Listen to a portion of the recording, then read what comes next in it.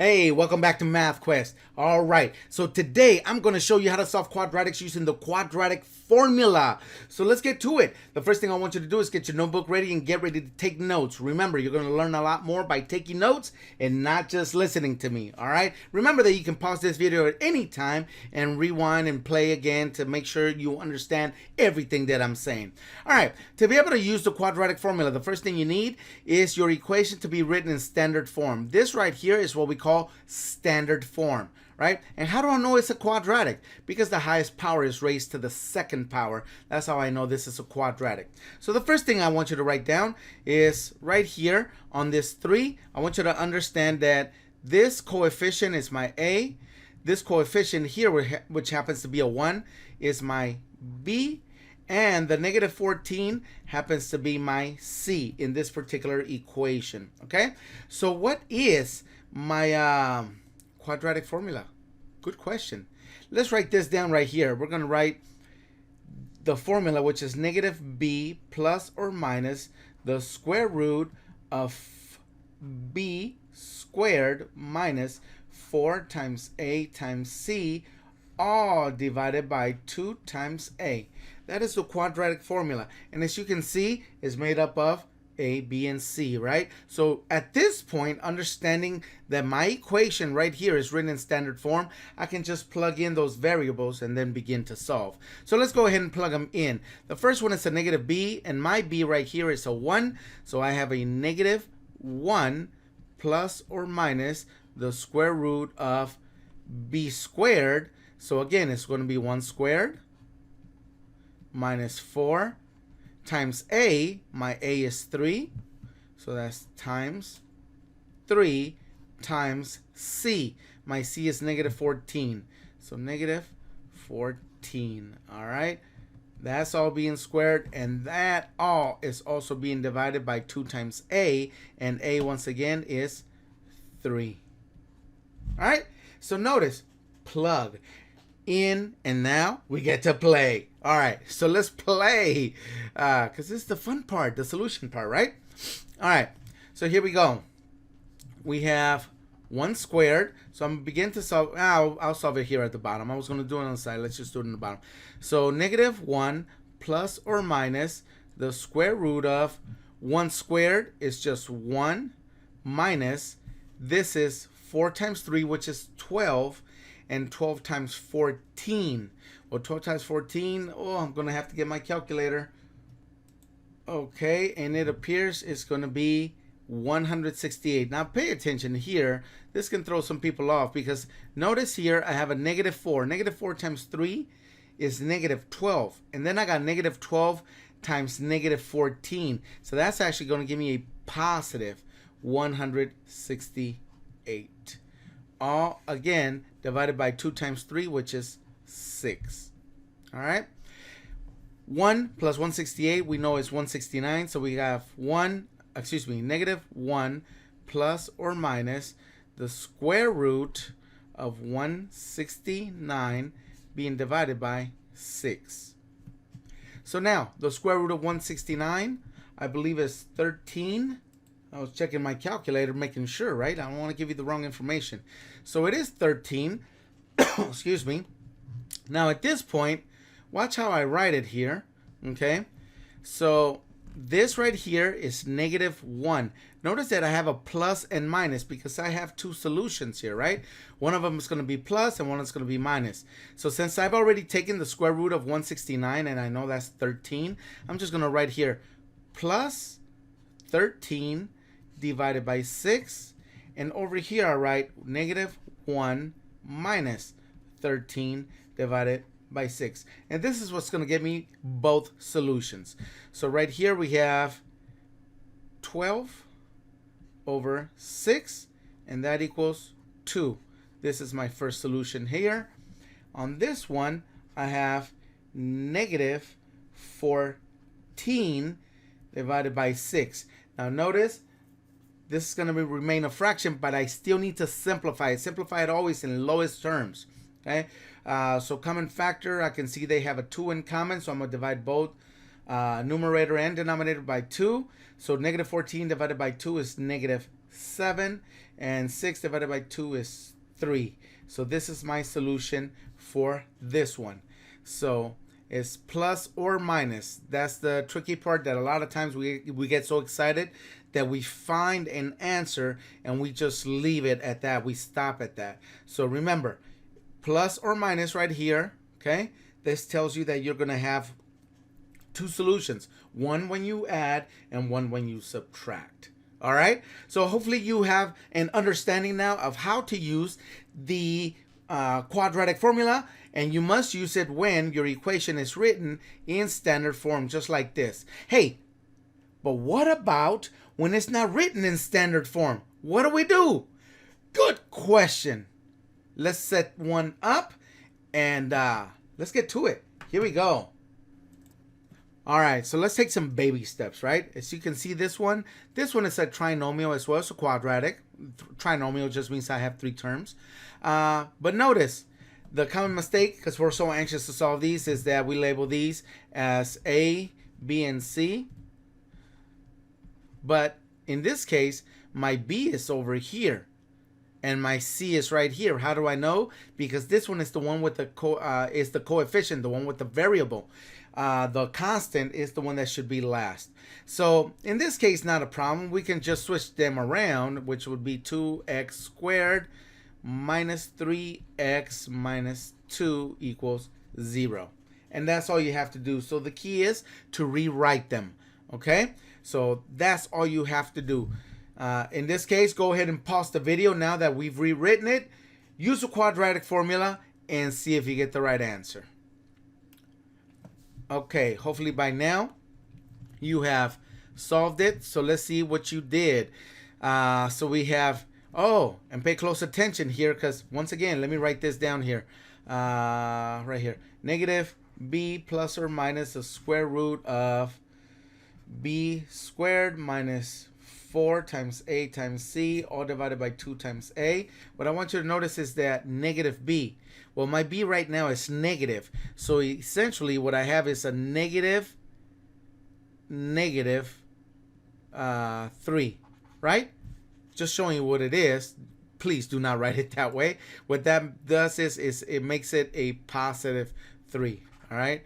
So just leave it as a positive 3. You need to pay attention to the details here.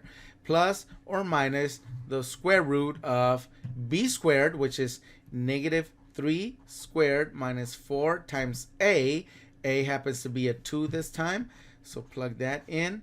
And then c happens to be a negative 2. And then we're going to divide that by 2 times a, and a once again is 2. And there I have it. Now it's time to play. Let's do this. All right, so we got 3 plus or minus the square root of this here becomes a positive 9. So I'm just going to write that in, positive 9. And right here, notice 4 times 2 is 8, negative 8. But then I have negative 8 times negative 2, which is going to give me a positive 16. And that's being divided by 4 because 2 times 2 is 4. All right, we're almost home there. So 3 plus or minus the square root of 25, all divided by 4. At this point, we can pretty much start breaking it out of that, because once we take the square root of 25, which we know equals 5, right? So let's go ahead and break it up into the two sections, which is 3 plus 5 over 4 and 3 minus 5 over 4. So right here we have 8 over 4, which equals 2.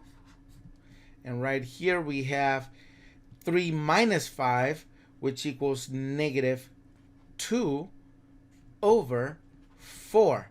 We can simplify this to negative 1 over 2. So that would be my final solution. So there you go. Negative half and positive 2 would be both of my solutions. All right, we're going to take a look at one last one that looks a little bit different. And now once I put it on the screen, I want you to rewrite it and use the quadratic formula. Pause the video, use the quadratic formula, and get to it. All right, here we go. Let me get... through the magic of editing. All right, here we go. So we have 36x squared plus 25 equals 60x. You need to go ahead and rewrite it in standard form and then use the quadratic formula. All right, go ahead and pause the video. All right, I'm assuming you paused it and you got going and you got a solution or two solutions, right?